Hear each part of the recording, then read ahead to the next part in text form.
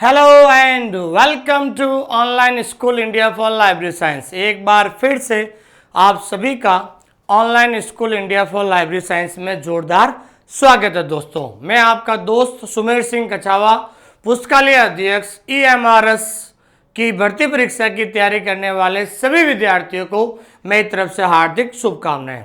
जो भी इस क्लास को देख रहे हैं, सबसे पहले आप हमारी क्लास को लाइक कीजिए, हमारे इस चैनल को सब्सक्राइब कीजिए और कमेंट जरूर कीजिए, क्योंकि आपके जो पॉजिटिव कमेंट हैं वो हमेशा मुझे प्रेरित करते हैं कुछ नया इस YouTube चैनल पर देने के लिए। तो thank you very much for giving me such and love and affection. Thank you very much. आइए शुरुआत करते हैं भाई। आज एक ऐसा टॉपिक के बारे में हम चर्चा करने जा रहे हैं जिसका नाम है यूजर एजुकेशन। यूजर एजुकेशन को हिंदी में कहते हैं उपयोगकर्ता शिक्षा। ये बहुत इंपॉर्टेंट टॉपिक है और कई बार परीक्षा के अंदर पूछा जाता है, और एक सवाल जो है ये हमेशा परीक्षा के अंदर इस टॉपिक में से, केवल यूजर एजुकेशन में से एक सवाल हमेशा पूछा जाता है। लेकिन इस क्लास को शुरू करने से पहले मैं आपको ये कहना चाहता हूँ, ये मेरी व्यक्तिगत आप लोगों से विनती है, ये मेरी व्यक्तिगत आप लोगों से सलाह है, मेरी व्यक्तिगत आप लोगों से सुझाव है कि आप एकलव्य मॉडल रेजिडेंशियल स्कूल का जो सिलेबस है, इस सिलेबस का प्रिंट आउट निकलाकर आप अपने पास रखें और डेली 5 मिनट सिलेबस को एनालिसिस करें। कि जब आप सिलेबस को एनालिसिस करोगे तब आपको पता चलेगा कि हम इस सिलेबस को कहां से शुरू करें। ध्यान रखना, ठीक है दोस्तों। तो आइए शुरुआत करते हैं। हमारा आज का जो टॉपिक है यूजर एजुकेशन। लेकिन सबसे पहले आपको मैं फिर से बताना चाहता हूं कि जो भी विद्यार्थी EMRS लाइब्रेरियन की तैयारी कर रहे हैं, सिलेबस को प्रिंट आउट करके अपने पास रखें। क्यों पास रखें दोस्तों? आपको पता होना चाहिए कि जो मैं टॉपिक पढ़ा रहा हूं ये यूजर एजुकेशन है, ये कौन से पार्ट का है।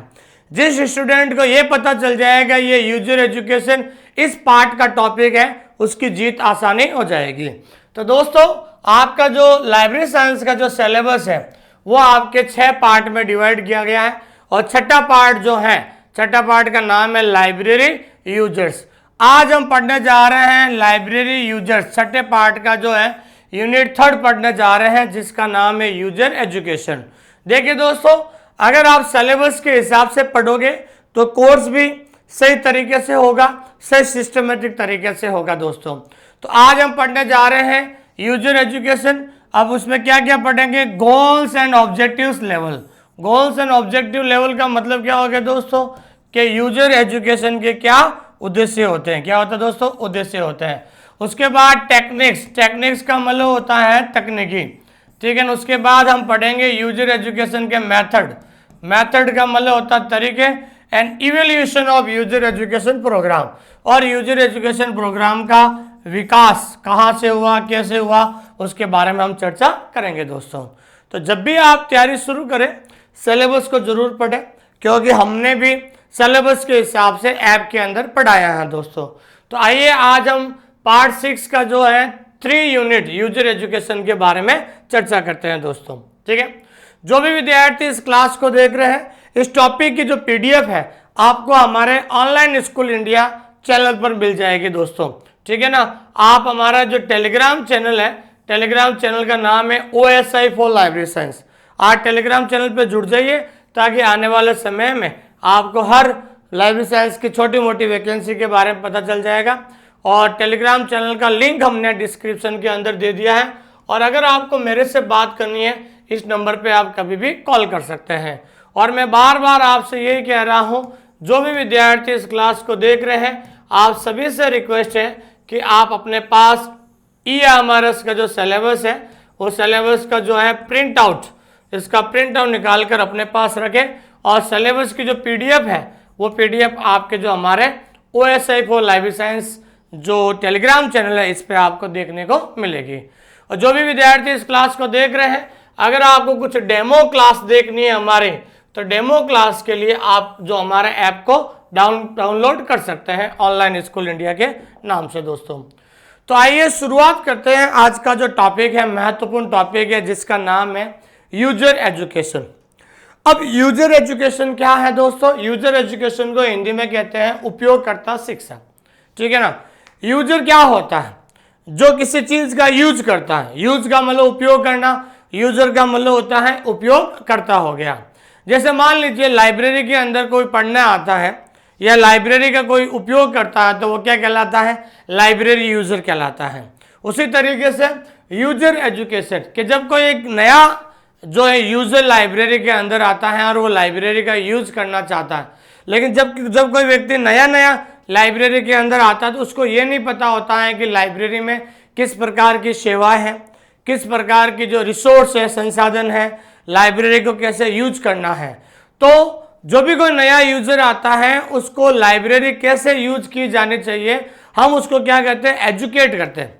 जब किसी यूजर को लाइब्रेरी कैसे यूज की जाए उसको हम एजुकेट करते हैं, शिक्षित करते हैं, वो हमेशा क्या कहलाता है भाई, जो है यूजर एजुकेशन कहलाते हैं। तो यूजर एजुकेशन को हम सिंपल भाषा में यही कहेंगे कि भाई लाइब्रेरी के अंदर आने वाला वह व्यक्ति या वह यूजर जिसे हम शिक्षित करते हैं, जिसे हम ट्रेनिंग देते हैं कि वो आराम से आकर लाइब्रेरी के जो सर्विसेज हैं, लाइब्रेरी के जो रिसोर्सेस हैं, उनका अच्छी तरीके से यूज कर सके दोस्तों। तो आइए शुरुआत करते हैं अपना जो पहला टॉपिक है, यूजर एजुकेशन। सबसे पहले हम पढ़ते हैं दोस्तों, what is the introduction of user education. User education होता है कि एक सिंपल भाषा में हम पढ़ने जा रहे हैं दोस्तों कि शिक्षा एक आजीवन प्रक्रिया है। मतलब अंग्रेजी में कहता है education is life long process. शिक्षा एक आजीवन प्रक्रिया है। शिक्षा शुरू कब होती है, जब आदमी इस धरती पर जन्म लेता है और बुढ़ापे तक वो एजुकेशन को प्राप्त करता रहता है। एजुकेशन कभी भी पूरी नहीं होती है, आदमी का जीवन जो है खत्म हो जाता है, लेकिन वो चाहे तो जिंदगी भर जो है उसको नई नई चीजें सीखने को मिलती हैं। और वर्तमान युग में जिस तरीके से साहित्य और सूचना का विस्फोट हो रहा है, बहुत सारी चीजें सीखने को मिलती हैं दोस्तों। उपयोगकर्ता शिक्षा, उपयोगकर्ता शिक्षा का अंग्रेजी में कहते हैं दोस्तों यूजर एजुकेशन। ध्यान रखना, सिंपल भाषा में यूजर एजुकेशन है। उपयोगकर्ता शिक्षा का अर्थ पुस्तकालय संसाधन, संसाधन का मतलब होता है रिसोर्स, ठीक है ना। गतिविधियां, गतिविधियां का मतलब होता है एक्टिविटीज, और सेवाओं के उपयोग में उपयोगकर्ताओं को शिक्षित करना क्या कहलाता है भाई, यूजर एजुकेशन कहलाता है।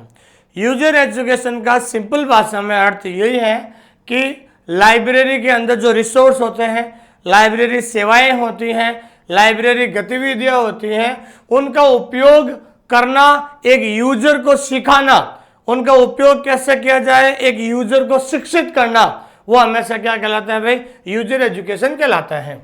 इसका मतलब उपयोगकर्ताओं को शिक्षित करना, क्या मतलब यूजर को एजुकेट करना और पुस्तकालय का सबसे अच्छा उपयोग करने में उसकी मदद करना। जब एक यूजर आ जाता है, ठीक है, उसको ये नहीं पता है कि लाइब्रेरी के अंदर कौन सी किताब कहाँ पर पढ़ी है, लाइब्रेरी के अंदर जो बिब्लियोग्राफिक टूल होते हैं, ठीक है, जो ऑनलाइन सिस्टम होता है, CD-ROM डेटाबेस होता है, उनको कैसे यूटिलाइज करें, उसका कैसा प्रयोग करें, उसके बारे में उसको शिक्षित करना, उसको निर्देश देना, उसको जानकारी पहुंचाना, ये सब क्या कहलाता है, यूजर एजुकेशन कहलाता है।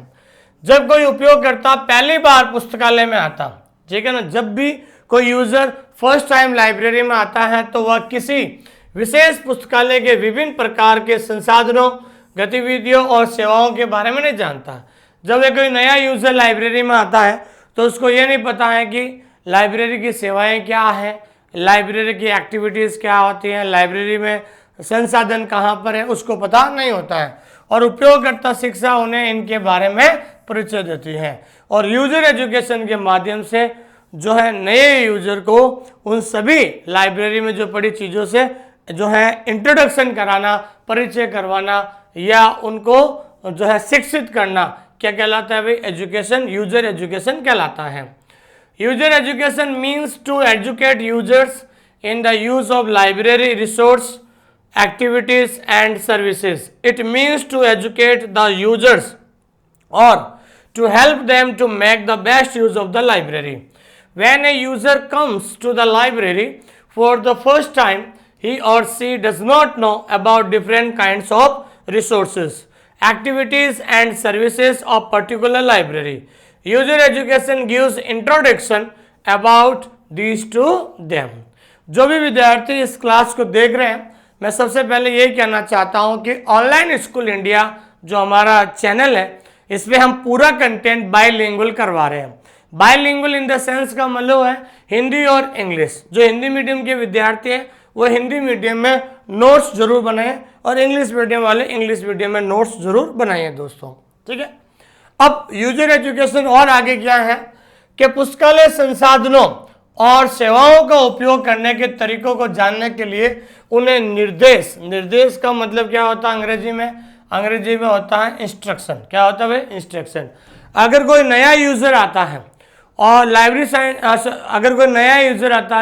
में और लाइब्रेरी की सेवाएं, लाइब्रेरी की अनुसंधान, लाइब्रेरी के जो एक्टिविटीज़ हैं, कार्यविधि हैं, ठीक है ना, अगर उसको जानना चाहते हैं तो सबसे पहले आप उसको निर्देश देकर भी आप उसको एजुकेट कर सकते हो। दूसरा होता है दीक्षा को अंग्रेजी में क्या कहते हैं? इनिशिएशन का मतलब होता है दीक्षा। अब दीक्षा क्या होता है पता? इनिशिएशन क्या होता है? इनिशिएशन का मतलब होता है इंट्रोड्यूस, ध्यान रखना, introduce to a new object. जब एक यूजर को एक नए वस्तु से परिचय करवाते हैं उसको हम क्या कहते हैं? दीक्षा कार्यक्रम कहते हैं, ठीक है ना भाई। जब एक यूजर आता है, उस यूजर को लाइब्रेरी के अंदर जो किताबें पड़ी हैं, तो एक यूजर और किताबों के बीच में आपस में संपर्क कराना क्या कहलाता है दोस्तों? इनिशिएशन, और हिंदी में इसको क्या कहते हैं? दीक्षा कहता है।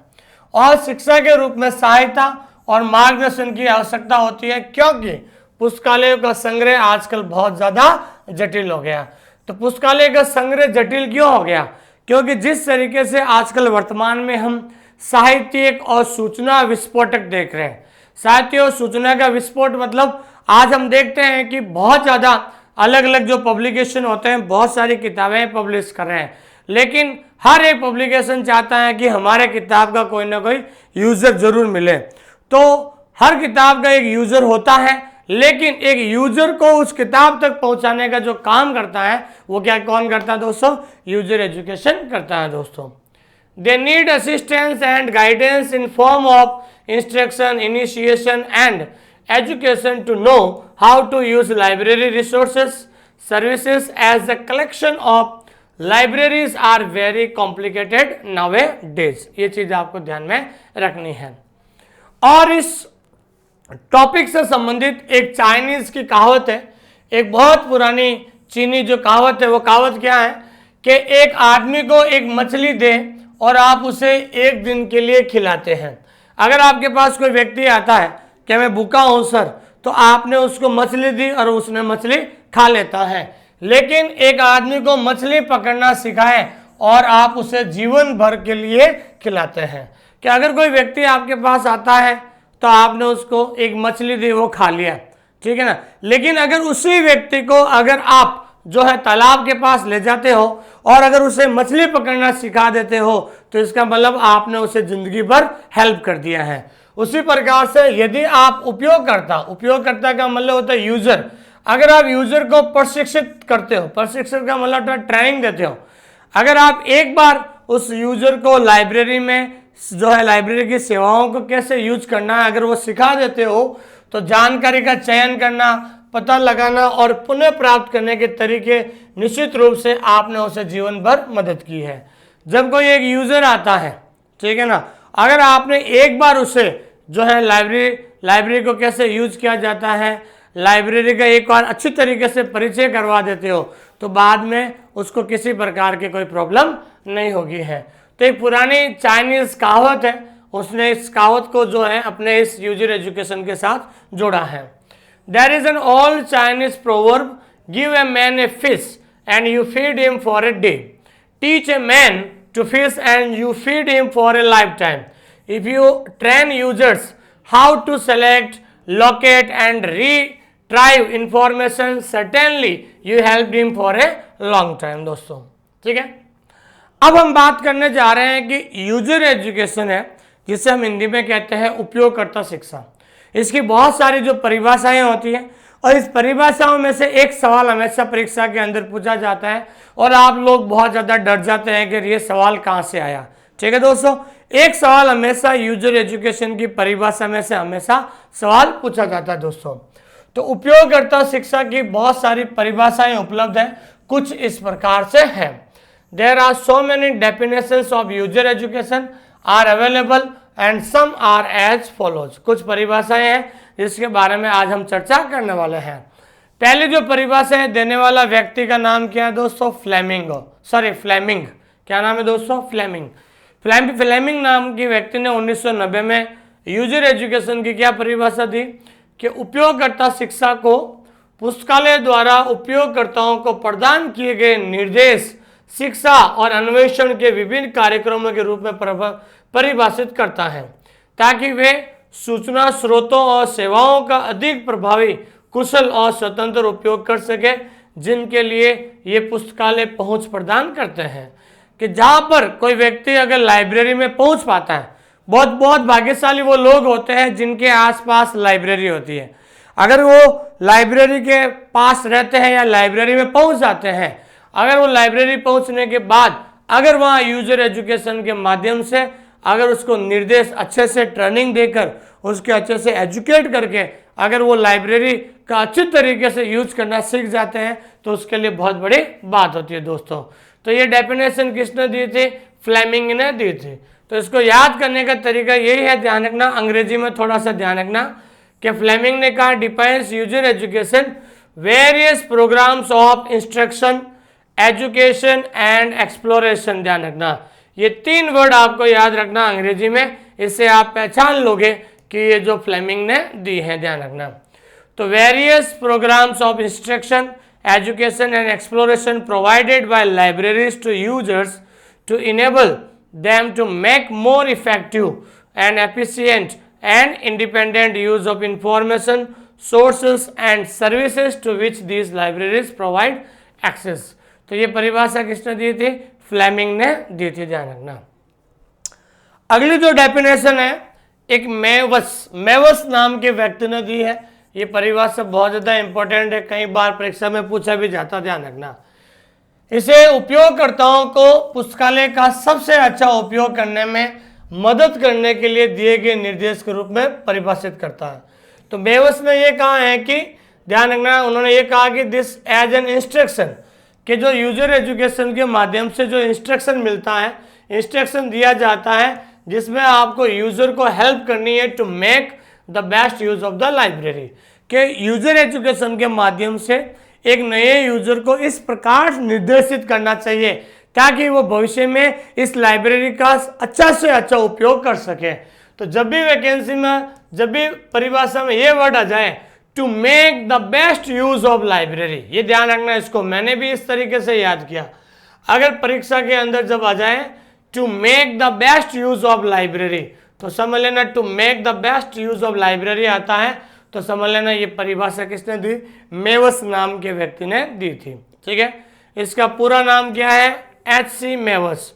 तो H.C. मेवस ने अपनी किताब, उन्होंने अपनी किताब जिसका नाम है reader instruction college and university and introductory handbook 1992 में प्रकाशित उपयोगकर्ता शिक्षाओं को परिभाषित किया और पाठकों को पुस्तकालय संसाधनों का सर्वोत्तम उपयोग करने में मदद करने के लिए दिए गए निर्देश दिए थे कि किस तरीके से लाइब्रेरी रिसोर्स को आप ज़्यादा से ज़्यादा यूज कर सके और इस प्रकार से यूजर को निर्देशित करना चाहिए कि वो लाइब्रेरी का बेस्ट यूज कर सके। तो जब भी परिभाषा अगर आप पढ़ो तो उस समय ध्यान रखना to make the best use of library. तो ये परिभाषा किसने दी? मेवस ने दी। H.C. Mews in his book Reader Instruction College and University and Introductory Handbook published in 1992 defined user education instruction given to the readers to help them make the best use of library resource। कि आप library resource का सबसे अच्छा प्रयोग करने के लिए एक नए यूजर को इस तरीके से आप इंस्ट्रक्शन दो ताकि वो भविष्य में सबसे ज़्यादा अच्छा यूज कर सके दोस्तों। ठीक है, उसके बाद एक नैन्सी ने 1984 में परिभाषित किया है कि उपयोगकर्ता शिक्षा पुस्तकालय पूरी सूचना और संचार प्रक्रिया से संबंधित है। वेरी इंपॉर्टेंट परिभाषा है, ध्यान रखना। कई बार जो है परिभाषा इस टाइप से आती है इस परिभाषा अगर आप, क्योंकि बहुत सारी डेफिनेशंस होती हैं, याद नहीं रहती हैं, तो आप सोचते हैं कि यार ये सवाल कहाँ से आते हैं। सवाल तो सिलेबस के हिसाब से आते हैं, लेकिन अपन क्या करते हैं कि सिलेबस को एनालिसिस नहीं करते हैं, सिलेबस को बहुत ज़्यादा गहराई से नहीं पढ़ते हैं। ये चीज़ आपको ध्यान में रखनी है। तो नैन्सी ने क्या कहा था कि यूजर एजुकेशन जो है पूरी तरह से सूचना और संचार प्रक्रिया से संबंधित होती है। तो user education is concerned with the library whole information and communication process. तो जब भी आपके क्या कह सकते हैं कि जब भी आपके जो परिभाषा के अंदर जब आ जाए कि भाई जो यूजर एजुकेशन है वो इंफॉर्मेशन और कम्युनिकेशन प्रोसेस से जुड़ी हुई है, तो समझ लेना ये परिभाषा किसने दी थी, नैन्सी ने दी थी। And one part of this involves the total user interaction. ठीक है दोस्तों, और इसके एक भाग में कुल उपयोगकर्ता बातचीत शामिल है। तो जो भी इसका जो एक पार्ट होता है उसमें टोटल यूजर इंटरेक्शन होता है, वो सारी चीज़ें इसके अंदर होती हैं दोस्तों। तो ध्यान रखना, नैन्सी ने ये परिभाषा दी थी और ये परीक्षा में कई बार पूछी भी जाती है। ये सवाल जो है यूनेस्को के अनुसार, ये जो सवाल है ये सवाल पूछा गया था आपके आरपीएससी की जो कॉलेज लाइब्रेरियन की वैकेंसी आई थी 2016 में। राजस्थान के अंदर कॉलेज लाइब्रेरियन की वैकेंसी आई थी 2016 में, तब ये सवाल परीक्षा के अंदर पूछा गया था। ठीक है ना भाई, क्या था कि यूनेस्को के अनुसार यूजर एजुकेशन कोई भी प्रयास या कार्यक्रम है। तो इसको याद करने का तरीका, आपको कुछ दो वर्ड आपको आगे से पकड़ने होंगे, एनी एफर्ट्स एंड प्रोग्राम। तो कोई भी प्रयास या कार्यक्रम है जो मौजूदा और संभावित उपयोगकर्ताओं को व्यक्तिगत या सामूहिक रूप से मार्गदर्शन और निर्देश देगा। ध्यान रखना, तो जो भी यूजर एजुकेशन वो होता है जो हमेशा एक यूजर को चाहे व्यक्तिगत रूप से या फिर जैसे यूजर एजुकेशन, जैसे कोई नया यूजर आता है तो नया यूजर को इंट्रोडक्शन जो है वहाँ की लाइब्रेरी में सेवाओं से कौन करवाता है, या तो लाइब्रेरियन करवाएगा या लाइब्रेरी स्टाफ कराता है। चाहे वो व्यक्तिगत रूप से उसको निर्देश दो, चाहे या फिर सारे नए यूजर्स को इकट्ठा करके एक दिन जो है पूरा एक ओरिएंटेशन प्रोग्राम करके भी वो निर्देश दे सकता है। तो ये परिभाषा किसने दी थी, यूनेस्को ने दी थी। तो according to UNESCO, user education in any effort और programme which will guide and instruct existing and potential users individually or collectively। बहुत इंपॉर्टेंट परिभाषा है और ये परिभाषा आरपीएससी कॉलेज लाइब्रेरियन 2016 में आई थी दोस्तों। लेकिन इसमें एक चीज ध्यान रखना है कि आपका जो टॉपिक है यूजर एजुकेशन, तो ये सारे जो है ना ये यूजर एजुकेशन के क्या है दोस्तों, सिनोनिम्स है। सिनोनिम्स का मतलब होता है पर्यायवाची शब्द। क्या कहते हैं दोस्तों, पर्यायवाची शब्द। आजकल यूजर एजुकेशन को अपन यूजर ओरिएंटेशन भी कह सकते हैं। यूजर एजुकेशन को वर्तमान में ध्यान रखना है, यूजर एजुकेशन को वर्तमान में क्या कहते हैं दोस्तों, इंफॉर्मेशन लिटरेसी। तो ध्यान रखना है ये इंफॉर्मेशन लिटरेसी, जिसको हिंदी में क्या कहते हैं, सूचना साक्षरता। तो ये सूचना साक्षरता वर्ड कहाँ से आया दोस्तों, यूजर एजुकेशन से ही आया है। समय के हिसाब से जिस तरीके से टेक्नोलॉजी आगे बढ़ रही है, तो यूजर एजुकेशन का जो नाम है वर्तमान में इंफॉर्मेशन लिटरेसी हो गया। यूजर एजुकेशन कहो या यूजर इंस्ट्रक्शन कहो या फिर यूजर एजुकेशन को हम लाइब्रेरी ओरिएंटेशन प्रोग्राम भी कह सकते हैं, या फिर इसको हम लाइब्रेरी इंस्ट्रक्शन, लाइब्रेरी निर्देश भी कह सकते हैं। तो ये सारे जो वर्ड है आसपास आप देख रहे हो, ये एक यूजर एजुकेशन के सिमिलर वर्ड है, पर्यायवाची शब्द होते हैं दोस्तों। अब हम बात कर रहे हैं बहुत इंपॉर्टेंट टॉपिक, और यहाँ से हमेशा परीक्षा के अंदर सवाल पूछा जाता है कि उपयोगकर्ता शिक्षा के घटक और स्तर, कंपोनेंट्स और लेवल्स ऑफ यूजर एजुकेशन, के यूजर एजुकेशन के कितने लेवल्स हैं और यूजर एजुकेशन के कितने कंपोनेंट्स हैं। ये परीक्षा में कई बार पूछा जाता है। या फिर वहाँ सवाल बनेगा कि निम्नलिखित में से कौन सा यूजर एजुकेशन का घटक नहीं है, निम्नलिखित में से कौन सा यूजर एजुकेशन का कंपोनेंट नहीं है, which of the following is not a component of user education. इस टाइप से सवाल परीक्षा के अंदर पूछा जाता है दोस्तों। तो उपयोगकर्ता शिक्षा के 3 घटक या स्तर हो सकते हैं। ये बहुत इंपॉर्टेंट क्वेश्चन है, ध्यान रखना। तो देयर कैन बी 3 कंपोनेंट्स और levels of user education. User education के 3 लेवल्स होते हैं। पहला लेवल्स होता है पुस्तकालय अभिविन्यास। पुस्तकालय अभिविन्यास को हिंदी में कहते हैं लाइब्रेरी ओरिएंटेशन। लाइब्रेरी ओरिएंटेशन में क्या होता है दोस्तों, टू इंट्रोड्यूस, ठीक है ना, to introduce a new object, एक नई वस्तु का यूजर को क्या करना भाई, परिचय करवाना। जब एक नया यूजर आता है तो नए यूजर को लाइब्रेरी के अंदर जो भी किताबें हैं, लाइब्रेरी की सेवाएं हैं और या फिर लाइब्रेरी के जो है संसाधन है उनका आपस में परिचय करवाना, एक यूजर को लाइब्रेरी की वस्तु के साथ परिचय करवाना, वो क्या कहलाता है दोस्तों, लाइब्रेरी ओरिएंटेशन कहलाता है। और दूसरा है पुस्तकालय निर्देश, लाइब्रेरी इंस्ट्रक्शन, ठीक है ना, पुस्तकालय निर्देश। इसका मतलब क्या होता है, एक नया यूजर जो आता है तो उसको जो भी लाइब्रेरी के अंदर जो भी जो सेवाएं हैं उनके जो है लाइब्रेरी में कौन कौन से सेक्शन होते हैं, सेक्शन का मतलब होता है अनुभाग है, कौन कौन से सेक्शन होते हैं, लाइब्रेरी के क्या रूल्स और रेगुलेशंस हैं, लाइब्रेरी के नियम क्या क्या होता है दोस्तों, ठीक है ना भाई, लाइब्रेरी के अंदर कौन कौन से टूल्स होते हैं उनका जो है परिचय करवाना, वो क्या आता है, लाइब्रेरी इंस्ट्रक्शन होता है। और तीसरा होता है बिब्लियोग्राफिक इंस्ट्रक्शन, जिसको हिंदी में कहते हैं ग्रंथ सूची निर्देश। तो बिब्लियोग्राफिक इंस्ट्रक्शन क्या होता है, तो आजकल जिस तरीके से समय के हिसाब से लाइब्रेरी आजकल क्या हो रही है दोस्तों, ऑटोमेटेड हो रही है, डिजिटल लाइब्रेरी हो रही है। तो बिब्लियोग्राफिक इंस्ट्रक्शन में आपको इस प्रकार से निर्देशित करना है ताकि लाइब्रेरी में वो बिब्लियोग्राफिक टूल्स का प्रयोग कर सके।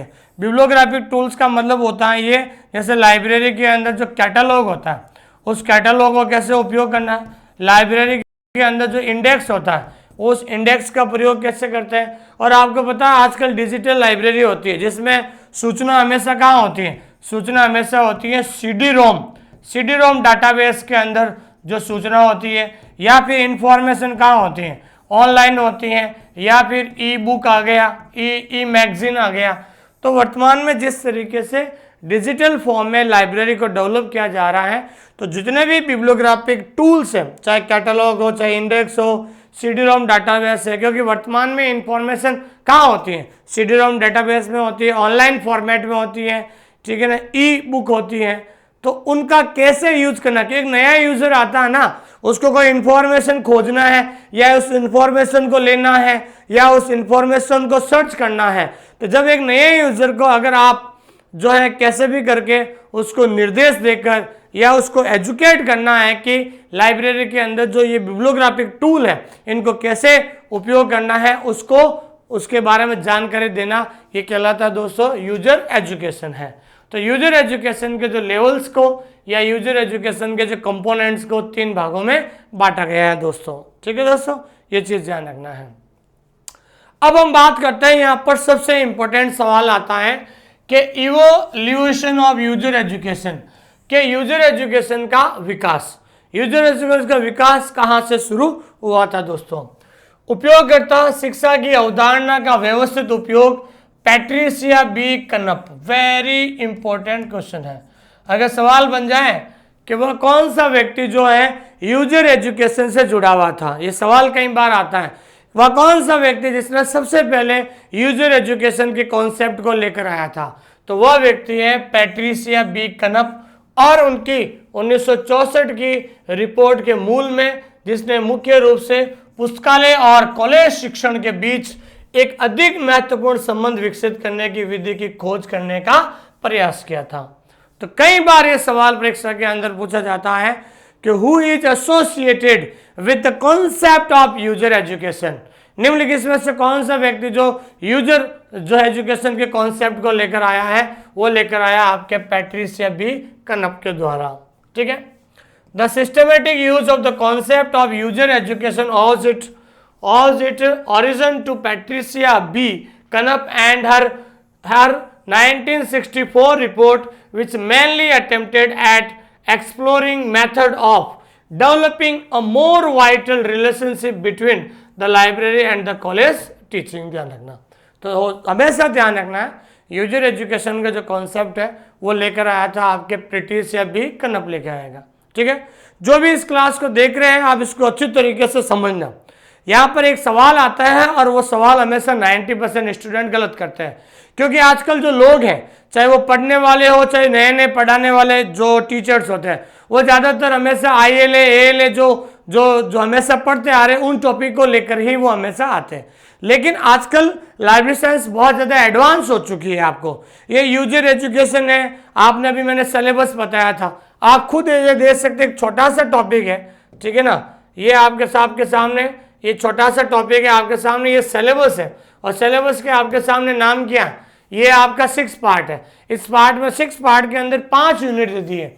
ये टेक्निक्स ऑफ इंफॉर्मेशन इनपुट हो गया, दूसरा है इंफॉर्मेशन यूजर्स इंफॉर्मेशन नीड्स है, ये आपका यूजर स्टडीज है, यूजर ओरिएंटेशन प्रोग्राम है। तो आपको मैं फिर से कह रहा हूँ, जो भी एकलव्य मॉडल रेजिडेंशियल स्कूल में ये तैयारी कर रहे हैं, इस पार्ट को अच्छी तरीके से पढ़ लेना। इस पार्ट में से आपके एग्जाम में 5 से 6 क्वेश्चन ध्यान रखना, 5 से 6 क्वेश्चन परीक्षा के अंदर पूछे गए हैं, ध्यान रखना 5 से 6 क्वेश्चन परीक्षा के अंदर पूछे गए हैं, क्योंकि स्टूडेंट यहाँ तक पहुँच ही नहीं पाता है, क्योंकि स्टूडेंट को आजकल इस तरीके से जो है क्लासिफिकेशन में या प्रैक्टिकल क्लास के नाम पर इतना उसको अंदर फंसा देते हैं। दोस्तों प्रैक्टिकल हमेशा ध्यान रखना, प्रैक्टिकल क्वेश्चंस कभी नहीं आते, ध्यान रखना। प्रैक्टिकल क्वेश्चन में सिर्फ मेन क्लास हमेशा पूछी जाती है, वो कभी भी अंदर इतना ज़्यादा अंदर आपको नहीं घुसना, ध्यान रखना, ठीक है ना। तो प्रैक्टिकल के नाम पर आजकल लोगों को इतना डरा दिया जाता है कि ऐसे जो टॉपिक होते हैं जहाँ से ये सवाल बनते हैं वो सवाल वहाँ तक पहुँच ही नहीं पाते दोस्तों। तो ध्यान रखना है, पिछली बार जो KVS है, KVS में भी इस पार्ट में से करीबन 3 सवाल आपको देखने को मिलेंगे, ध्यान रखना 3 सवाल इसमें से आए थे। हालांकि KVS में थोड़ा सा छोटा था, लेकिन इन्होंने EMRS में इस पार्ट को थोड़ा सा बड़ा कर दिया था दोस्तों, ठीक है दोस्तों, ये चीज़ आपको ध्यान में रखनी है।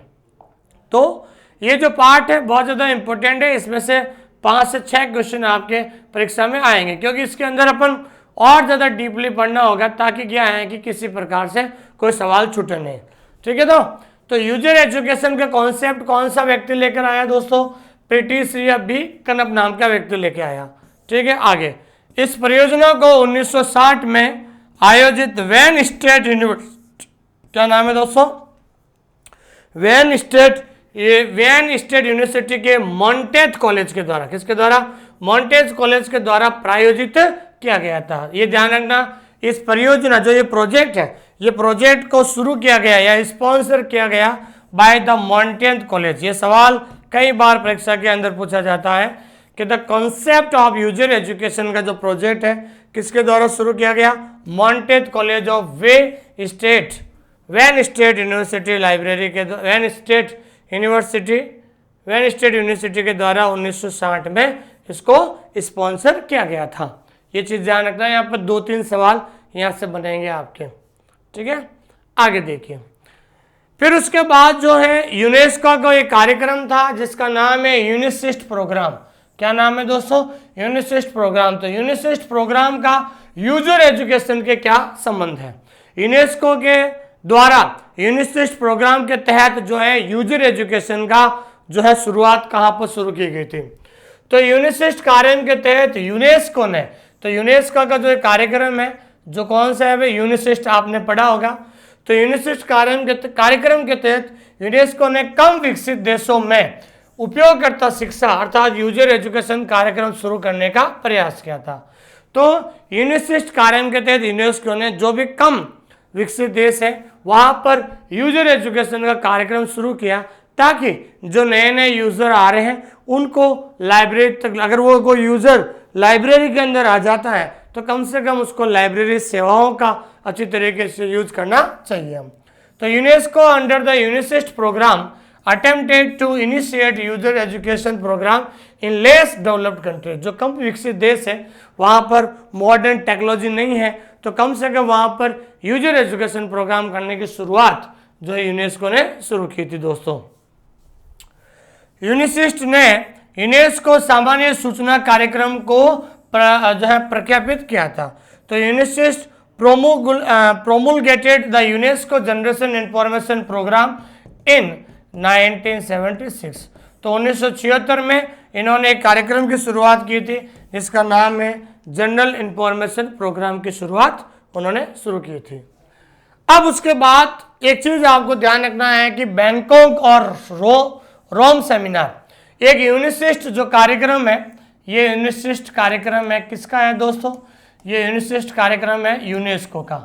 तो इस कार्यक्रम के द्वारा बैंकॉक और रोम सेमिनार हुआ था 1976 में। तो उपयोगकर्ता एजुकेशन को किसी भी देश की राष्ट्रीय सूचना नीति, वेरी इंपॉर्टेंट, में एक महत्वपूर्ण कारक माना गया था। ठीक है ना।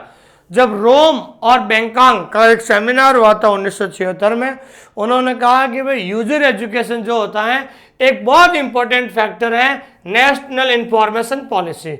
हर एक देश की जो है राष्ट्रीय सूचना नीति होती है और राष्ट्रीय सूचना नीति के तहत पूरे देश के अंदर यूजर एजुकेशन एक इंपॉर्टेंट फैक्टर रोल प्ले करता है, क्योंकि यूजर एजुकेशन के माध्यम से ही एक यूजर को उसके रिसोर्स तक पहुंचाया जा सकता है। अगर लाइब्रेरी के अंदर बहुत सारे रिसोर्स हैं, बहुत सारी सर्विसेज है, बहुत सारी किताबें हैं, लेकिन उन किताबों को अगर वो यूजर नहीं मिलेगा तो वो जो किताबें हैं वो बिल्कुल क्या है भाई खराब हो जाएगी, ध्यान रखना। तो the Bangkok and the Rome seminar UNISIST 1976 considered user education as an important factor in the national information policy of any country। ये चीज आपको ध्यान में रखनी है। उसके बाद हम बात करते हैं कि जो यूनिसिस्ट सूचना नीति उद्देश्य उपयोगकर्ता शिक्षा पर जोर देती है।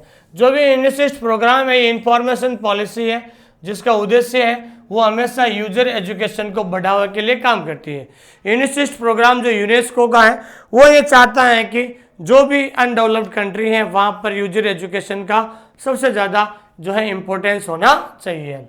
पुस्तकालय उपयोगकर्ता शिक्षा पर पहला अंतर्राष्ट्रीय सम्मेलन, वेरी इंपॉर्टेंट, कि जो ये यूजर एजुकेशन पढ़ रहे हैं, इस यूजर एजुकेशन पर सबसे पहला जो अंतर्राष्ट्रीय कॉन्फ्रेंस कहाँ पर हुआ था? तो अंतर्राष्ट्रीय कॉन्फ्रेंस कहाँ पर कब हुआ था?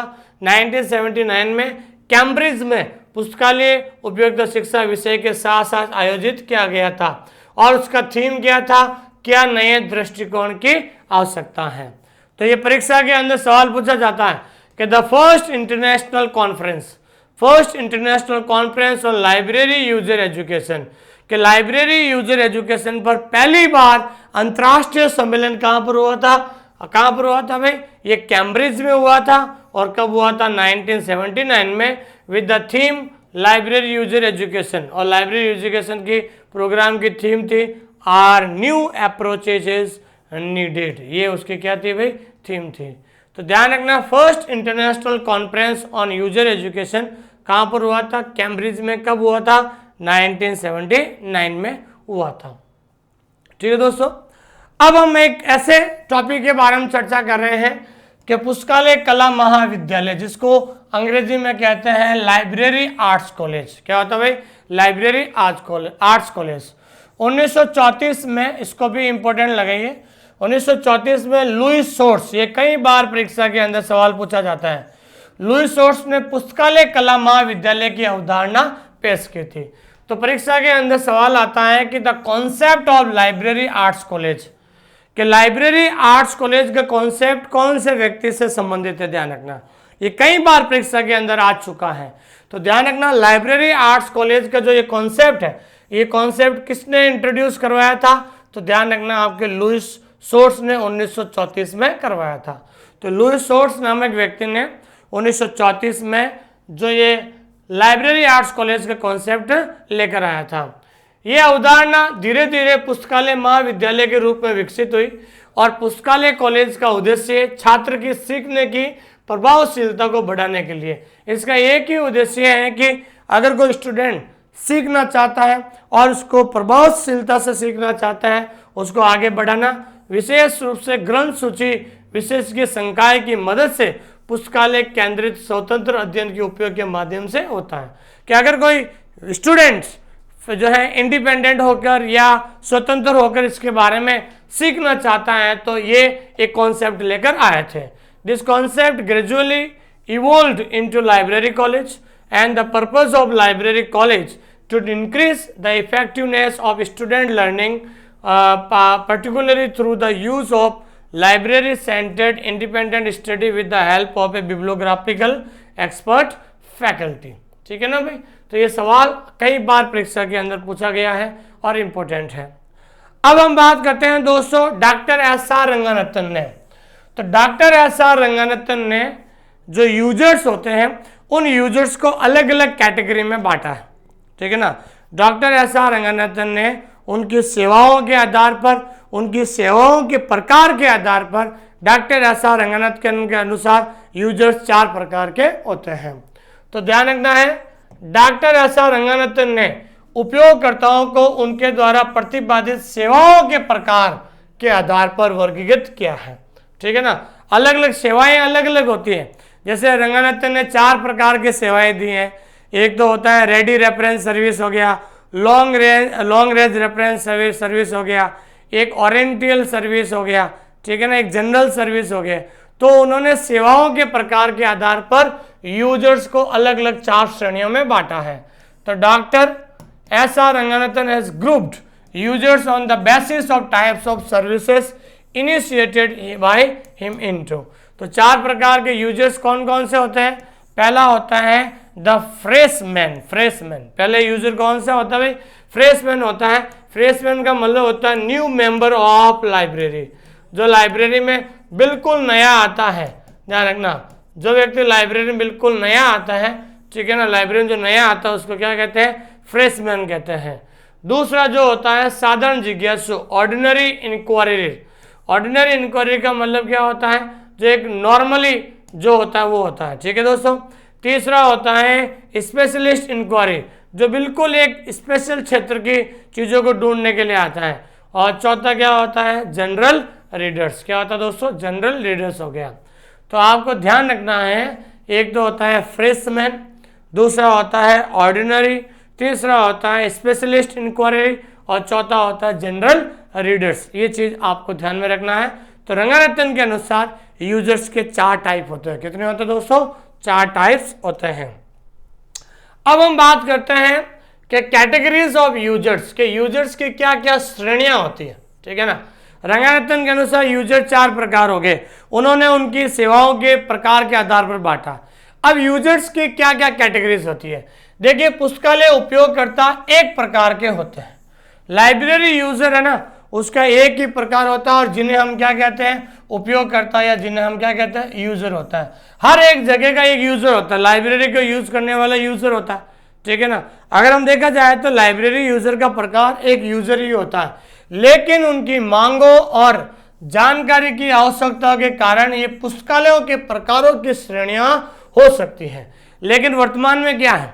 वर्तमान में प्रॉब्लम ये होगी, यूजर का टाइप तो यूजर ही होता है जो है ना, लेकिन जब लाइब्रेरी के प्रकार हो सकते हैं तो यूजर के भी प्रकार हो सकते हैं। क्योंकि लाइब्रेरी 3 प्रकार की होती है, पब्लिक लाइब्रेरी है, स्पेशल लाइब्रेरी है और एकेडमिक लाइब्रेरी है। और पब्लिक लाइब्रेरी में कोई भी जा सकता है, चाहे वो स्टूडेंट हो, चाहे वो लिटरेट व्यक्ति हो, चाहे वो रिटायर्ड व्यक्ति हो, चाहे हाउसवाइफ हो, चाहे वो फार्मर हो, किसान हो, कोई भी जा सकता है। लेकिन क्या एकेडमिक लाइब्रेरी में हाउसवाइफ जा सकती है क्या? नहीं जा सकती है। फार्मर जा सकता है क्या? नहीं जा सकता है। वो कह रहे हैं कि यूजर का प्रकार तो एक ही होता है, कि हमेशा यूजर एक होता है, लेकिन जिस तरीके से लाइब्रेरी को अगर आपने अलग अलग प्रकार रूप से बांट दिया गया है, इसका मतलब यूजर के भी प्रकार अलग अलग हो सकते हैं, यूजर के भी अलग अलग कैटेगरी हो सकती है। जब लाइब्रेरी को 3 कैटेगरी के अंदर बांट दिया है तो यूजर की भी अलग अलग कैटेगरी होती है। जैसे एक सार्वजनिक पुस्तकालय में उपयोगकर्ता मुख्य रूप से बच्चे होते हैं, या फिर छात्र होते हैं, या गृहिणी, या किसान, सेवानिवृत्त व्यक्ति, साक्षर और यहाँ तक कि एक शोधकर्ता भी हो सकता है। जो एक पब्लिक लाइब्रेरी होती है उसके अंदर कोई भी जो है एक यूजर हो सकता है।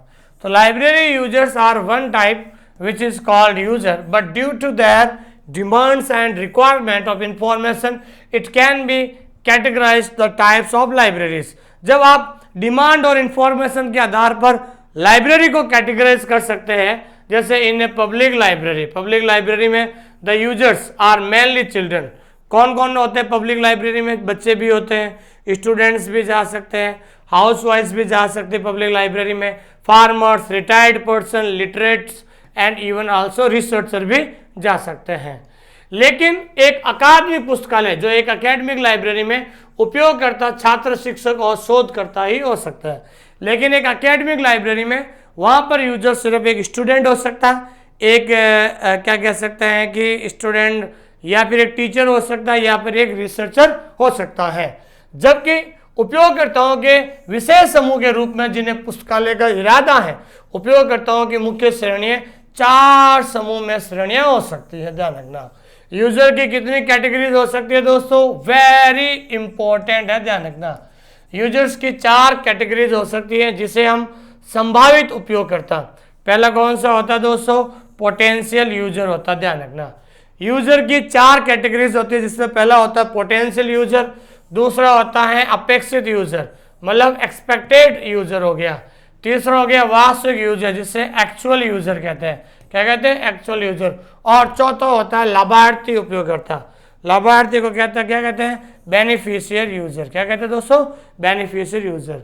तो ध्यान रखना है, एक यूजर की 4 कैटेगरीज होते हैं, इसको अच्छी तरीके से याद रखना, परीक्षा के अंदर सवाल पूछा जाता है। एक यूजर की 4 कैटेगरी होती है, पहला हो गया पोटेंशियल यूजर, दूसरा हो गया एक्सपेक्टेड यूजर, तीसरा हो गया एक्चुअल यूजर और चौथा हो गया आपके बेनिफिशियर यूजर। तो एक यूजर की कैटेगरी को 4 भागों में बांटा गया है।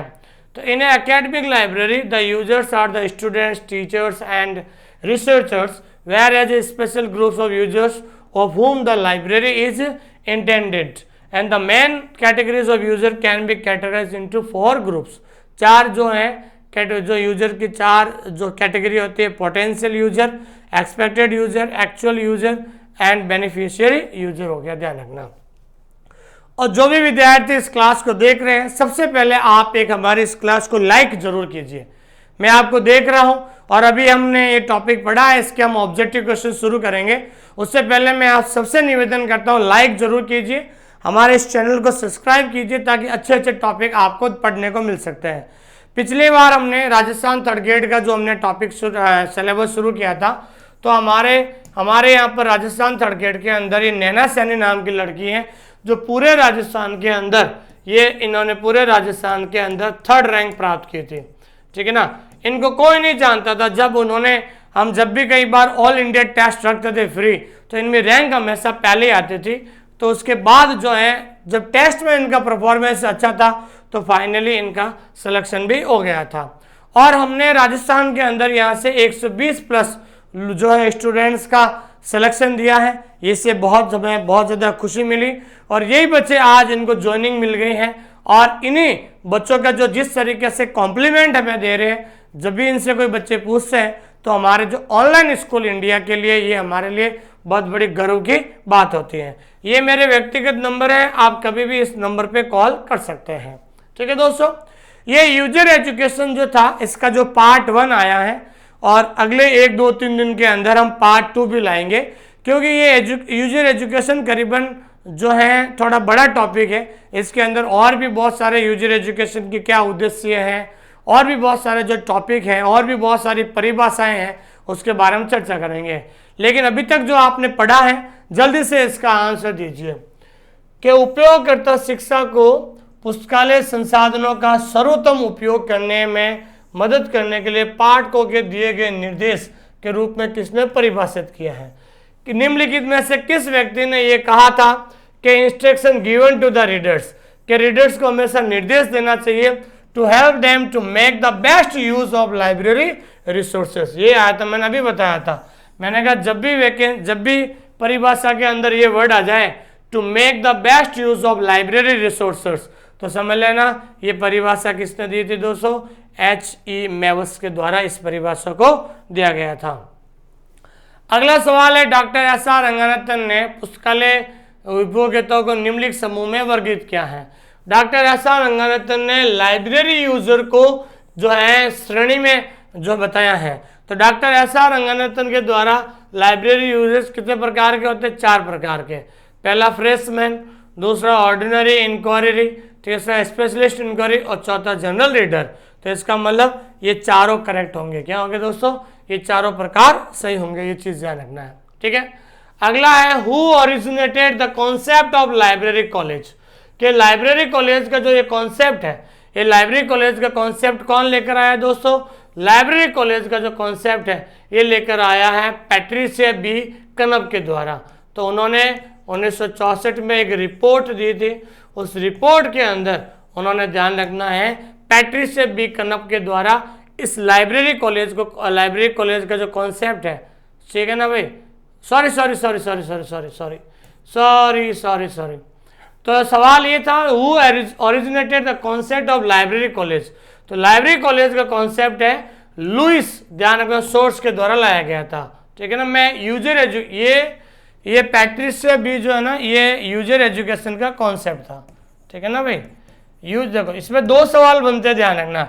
यूजर एजुकेशन कॉन्सेप्ट, तो यूजर एजुकेशन का कॉन्सेप्ट लेकर आया था पैट्रिशिया बी कनब के द्वारा लाया गया था। उन्होंने 1964 में रिपोर्ट दी थी। लेकिन अपना सवाल है कि कॉन्सेप्ट ऑफ लाइब्रेरी कॉलेज, तो लाइब्रेरी कॉलेज का कॉन्सेप्ट जो है लुइस सोर्स लेकर आया था 1934 में, ध्यान रखना, ठीक है दोस्तों। इसको करेक्शन कर देना। तो लाइब्रेरी कॉलेज का कॉन्सेप्ट कौन लेकर आया? लुइस सोर्स 1934 में लाया था, ठीक है दोस्तों, ये चीज ध्यान रखना। अगला सवाल है निम्नलिखित में से कौन यूजर एजुकेशन का घटक नहीं है? Which is the following is not components of user education. तो यूजर एजुकेशन के 3 कंपोनेंट्स होते हैं, ये है, लेकिन ये आपके जो है यूजर एजुकेशन का क्या नहीं है दोस्तों? कंपोनेंट्स नहीं है, ये ध्यान रखना। ये आपके क्या है दोस्तों? तीनों कंपोनेंट्स हैं और चौथा नहीं है। And the first international conference on library user education was held in 1978, ठीक है ना भाई। पुस्तकालय उपयोगकर्ता शिक्षा का पहला अंतर्राष्ट्रीय सम्मेलन 1979 में कहाँ आयोजित किया गया था? तो ध्यान रखना, पहला अंतर्राष्ट्रीय सम्मेलन वो कहाँ पर किया था? कैम्ब्रिज के अंदर। कहाँ पर है दोस्तों? कैम्ब्रिज के अंदर पहला जो अंतर्राष्ट्रीय सम्मेलन जो आयोजित हुआ था 1979 में। अगला क्वेश्चन है किस कॉलेज ने पहली बार उपयोगकर्ता की शिक्षा का प्रयोग किया गया था? Which college experimented user education. तो यूजर एजुकेशन को पहली बार जो है कौन से कॉलेज के अंदर स्पॉन्सर किया गया था? किस कॉलेज के द्वारा स्पॉन्सर किया गया था? तो ध्यान रखना है मॉन्टेन कॉलेज के द्वारा स्पॉन्सर किया गया था। और स्पॉन्सर कब किया गया था? 1960 में। 1960 में वैन स्टेट यूनिवर्सिटी के द्वारा। किसके द्वारा भाई? वैन स्टेट यूनिवर्सिटी के द्वारा। तो वैन स्टेट यूनिवर्सिटी के अंदर जो एक माउंटेन कॉलेज है उनके द्वारा जो है इसको स्पॉन्सर किया गया था। 1960 में इसको स्पॉन्सर किया गया था। Who contributed about the systematic use of user education. User education से कौन जुड़ा हुआ? ये सवाल KVS 2015 के अंदर आया था। इससे यूजर एजुकेशन से कौन जुड़ा हुआ है दोस्तों? पैट्रिशिया बी कनप के द्वारा जुड़ा गया है। उसके बाद पुस्तकालय उपयोगकर्ताओं को फ्रेशमैन, साधारण पूछताछकर्ता, मतलब किसने लाइब्रेरी यूजर्स को जो है 4 में बांटा है? पहला freshman, ordinary inquiry, specialist inquiry और जनरल रीडर। एक यूजर, लाइब्रेरी यूजर को 4 श्रेणियों में किसने बांटा था? ये 4 श्रेणियों में ध्यान रखना SR रंगनाथन ने बांटा था, ठीक है। अगला क्वेश्चन है निम्नलिखित में से किसका उपयोग उपयोगकर्ता शिक्षा के साथ अंतर्गत परिवर्तन नहीं किया जा सकता है? तो कौन सा जो है इंटरचेंज विद यूजर एजुकेशन, निम्नलिखित में से कौन सा जो है यूजर एजुकेशन का कंपोनेंट नहीं है? तो ये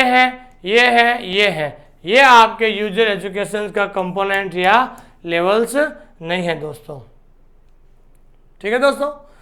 उपयोगकर्ता की शिक्षा का क्या अर्थ है? What is the meaning of user education. User education का मीनिंग क्या है? तो ध्यान रखना है यूजर एजुकेशन का मीनिंग है पाठकों को पुस्तकालयों का सर्वोत्तम उपयोग करने में मदद करने के लिए दिए गए निर्देशन। तो instruction given to the readers to help to make the best use of the library. भाई यूजर एजुकेशन का मतलब है कि आप एक नए यूजर को इस तरीके से निर्देश दो ताकि वो लाइब्रेरी का सबसे अच्छा यूज कर सके, ध्यान रखना, ठीक है। उपयोगकर्ता शिक्षा के घटकों में शामिल हैं, तो कंपोनेंट कौन कौन से हैं? ये भी है, ये भी है, ये भी है। तो ये चारों प्रकार के क्या है दोस्तों? यूजर एजुकेशन के कंपोनेंट्स होते हैं। क्या होते हैं? कंपोनेंट्स होते हैं।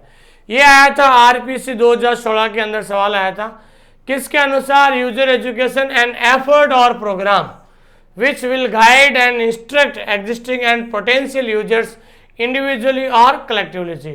तो ये किसकी परिभाषा है? ये परिभाषा है यूनेस्को की। यूनेस्को के अनुसार उपयोगकर्ता शिक्षा कोई भी प्रयास या कार्यक्रम है जो मौजूदा और संभावित उपयोगकर्ताओं को व्यक्तिगत या सामूहिक रूप से मार्गदर्शन और निर्देश देगा। ठीक है, आपको ध्यान रखना है। ये जे की जम्मू कश्मीर के अंदर सवाल आया था, निम्नलिखित में से कौन सा यूजर शिक्षा कार्यक्रम सामग्री के अंतर्गत नहीं आता है? कौन सा कार्यक्रम जो यूजर एजुकेशन नहीं है? तो यूजर एजुकेशन का क्या होता है? पुस्तकालय सेवाएं और सुविधाओं का परिचय करवाना बिल्कुल आता है। Methods and tools of searching information, सूचना संसाधनों की खोज के लिए तरीकों का उपकरण का प्रयोग करवाना, ये भी आता है। Using online database and electronic journal, बिल्कुल ऑनलाइन डेटाबेस और इलेक्ट्रॉनिक जर्नल का उपयोग करना सिखाना यूजर एजुकेशन है। और चौथा, writing books on behalf of the students, उपयोगकर्ताओं की ओर से किताबें लिखना, ये काम जो है ये जो है यूजर एजुकेशन कभी भी नहीं करता है दोस्तों, ये काम यूजर एजुकेशन का नहीं है। तो आपका चौथा ऑप्शन सही हो जाएगा, ये चीज़ आपको ध्यान रखना है। थैंक यू वेरी मच, बहुत बहुत धन्यवाद। जो भी विद्यार्थी जिन्होंने इस क्लास को देखा है, आप सभी से रिक्वेस्ट है आप अच्छी तरीके से नोट्स बनाएं। ये आपके यूजर एजुकेशन का पार्ट 1 है। अभी एक पार्ट 2 जल्द हम लाएंगे 1-2 दिन के अंदर, और करीबन वो पार्ट 2 1 घंटे का क्लास होगा, जिसके अंदर आपका यूजर एजुकेशन कार्यक्रम ये पूरा होगा। क्योंकि यहाँ से हमें से एक सवाल बनता है और ये आपका सिलेबस का ये मेन पार्ट है। जब बच्चा कंपटीशन की तैयारी करता है वो पार्ट 1 से शुरू करता है, जब तक वो पार्ट 6 तक पहुँचता है तब तक उसके एग्ज़ाम आ जाते हैं, ठीक है ना। और पार्ट 6 को वो हमेशा नज़रअंदाज कर देते हैं, लेकिन आपको किसी भी पार्ट के किसी भी टॉपिक को कभी नज़रअंदाज नहीं करना, सारे चीज़ें आपको पढ़ना है। और इस क्लास के माध्यम से ये कहना चाहता हूँ कि जो भी विद्यार्थी नए हैं, आप हमारे इस ऐप को डाउनलोड कर लीजिएगा, ऑनलाइन स्कूल इंडिया। ये हमारा क्या है दोस्तों, लोगो है। और आप सभी से बताना चाहता हूँ कि आप हमारे ऐप के अंदर जाके बहुत सारे डेमो क्लासेस हैं, उन डेमो क्लासेस को आप अच्छी तरीके से देख सकते हैं। और जो भी विद्यार्थी मेरे से बात करना चाहते हैं, इस नंबर पे आप कभी भी कॉल कर सकते हैं दोस्तों। और जो भी EMRS लाइब्रेरियन की तैयारी करने वाले जो विद्यार्थी हैं, हमने जो है पूरा जो कोर्स है इसकी फीस हमने बहुत कम रखी है। हिंदुस्तान का सबसे सस्ता कोर्स हम दे रहे हैं सिर्फ 3000 में। और 3000 में हम ध्यान रखना है जनरल पेपर, ध्यान रखना जनरल पेपर भी हम आपको दे रहे हैं। दूसरा, आपको हम सब्जेक्ट जो आपका लाइब्रेरी साइंस है वो भी दे रहे हैं। उसके अंदर हम टेस्ट सीरीज भी दे रहे हैं। क्या दे रहे हैं दोस्तों? हम उसके अंदर आपको टेस्ट सीरीज भी दे रहे हैं, उसके अंदर आपको ओल्ड पेपर्स भी दे रहे हैं, पुराने पेपर भी हम आपको दे रहे हैं ताकि आपको एनालिसिस कर सके। इस बार हमने इतना अच्छा सिस्टम किया है कि दोस्तों सबसे पहले हम हर एक टॉपिक का क्या दोस्तों वीडियो बनाया है।